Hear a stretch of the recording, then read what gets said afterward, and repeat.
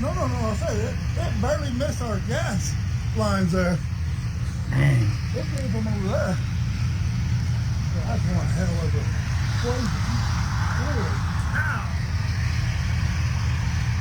Oh man, oh.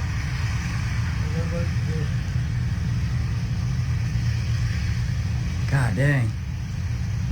Massive presence of fire trucks here in the 300 block of North Webb Road, south of Central, and you can see there's where the explosion took place, a building there well south of Central here at this location, Textron.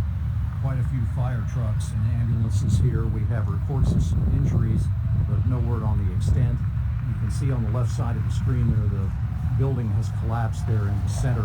We have a number of emergency vehicles that are heading to the scene here to deal with this situation. Word of a nitrogen tank exploding in this building.